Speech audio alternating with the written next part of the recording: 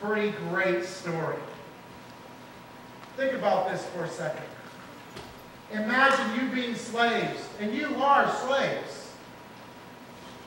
Imagine for a moment, though, that you are leaving Egypt.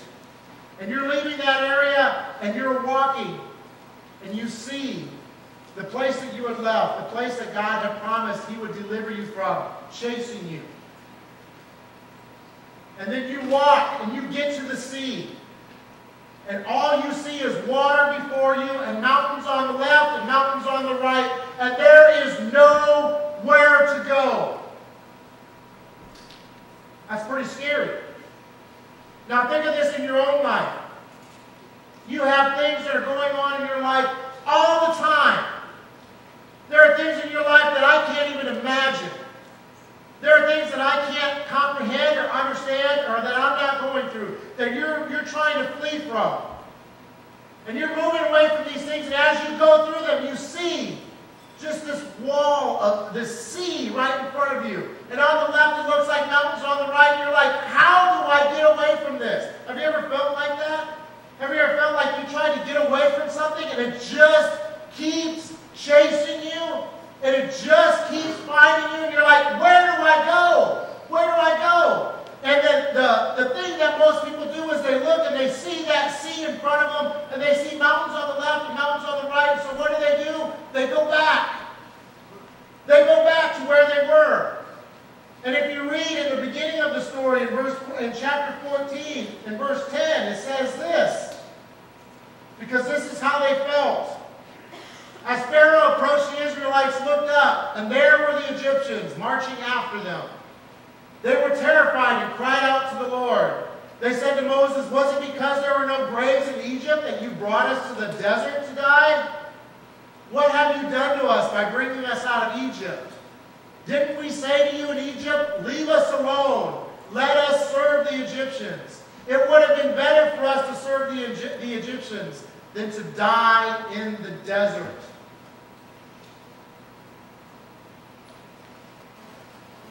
Don't you feel like that sometimes? That you try to move away from something and you try to move on, and then you start to walk away and you ask the Lord to deliver you, and you feel like He's in front of you and He's delivering you out of that, and you're going, and then all of a sudden you look back and you see what you were running away from, chasing after you. And you look before you and you say, where do I go? What do I do? How do I get away from all this stuff? How can I survive this?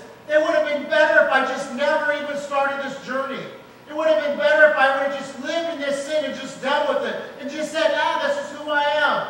This is all I can be. This is where I'm at. I can't do any better than this, God. This is all I have, is what I have right here. Let me just stay with what I have. This is the sin that I have to deal with, and I'm just going to live with this, and I'm just going to hide it, and I'm going to live in shame, and I'm going to live in fear, and I'm just going to live with this. Because you know what? I look at the alternative, and all I see is mountains on the left, mountains on the right, and a big sea in front of me. And you are not there. You are not saving me, and I don't understand why, if I choose to walk away from this, why when I look out, I see no options. You ever feel that way? I have a million times, and I know you have too, where you look and you say, I have nowhere to go. I don't know what to do. I don't know how to get out of this. I am fighting, and I'm struggling, and I'm hurting, and I'm in pain, and I need to move on. But every time I try to move on, all I see is mountains and sea. There's a great scripture that I think will help you with this. Because you saw the outcome. You know what happens. They looked and said it would have been better just to stay in Egypt and be a slave forever. Because at least we would have been alive.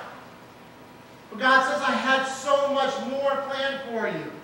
And I want to show you what I can do. And they walk out there, and Moses puts out his staff, and the waters part. Can you imagine that? When you feel that hopelessness and you don't know what's going to happen next, and all you see is just sea, and all you see is mountains on the left and on the right. scary place. But years later, this is what they wrote in Psalms 77. And I want you to listen to these words, because these words should pierce your heart and give you hope. Psalm 77, this was years later after they had walked through the Red Sea. It says, your road led by a pathway through the sea, a pathway no one knew was there. Your road led by a pathway through the sea, a pathway no one knew was there. Think about that for a second. See, it's easy for us to get discouraged. It's easy for us to look and say, God, I'm trying to move away from this stuff. And I'm trying to go, and I'm trying to leave Egypt. I'm trying to leave slavery, and I'm trying to leave the bondage that I had. And it's so easy for us to look and say, I'm going to leave that, I'm going to do that. It's going to be hard, but I'm going to go. But it's so easy for us to walk down that path and then all of a sudden look and see and say, where do I go now? What do I do? And we're all in that same boat where we walk and we go, where do I go? I can't see a way out. I can't see a path. And God says, you don't need to see the path. I just want you to move on. I just want you to keep going. Move on. It's not what you can do. It's not what you can see. It's not what you can feel. It's what I can do. Not me, God. It's what God can do. And He will lead you through a path that you cannot see. And that's what's great about God, is He doesn't want to deliver you through the same old way that everybody gets delivered. He wants to use your deliverance so that you can say, that was all God. He led me through a path that I could not see. And as long as I moved on, as long as I moved forward, God was there. And when it looked like I was going to hit the sea and I had nowhere to go, God said, now I'm ready to do the job. Now I'm ready to work. But here's the thing. Can you do that? Can you live by faith? Can you trust that He's going to take care of the things that are in your life? I hear so many people all the time say, but you don't understand. My sin is hard. My sin is heavy. I can't carry that. I can't move. And God says, just let it go. And I try, but I try real hard. Andy, you don't understand. I try real hard. Who asked you to try real hard? God asked you to trust Him and to let it go. You see, it's easy for us to say that we can try real hard and not let go and not let people know what we're going through. But I'm asking you to let it go. I'm asking you to move on. Move on. If you can let go of it, God will take over. And when you can't see a way out, He will give you a way out. He will give you a path that you have never seen.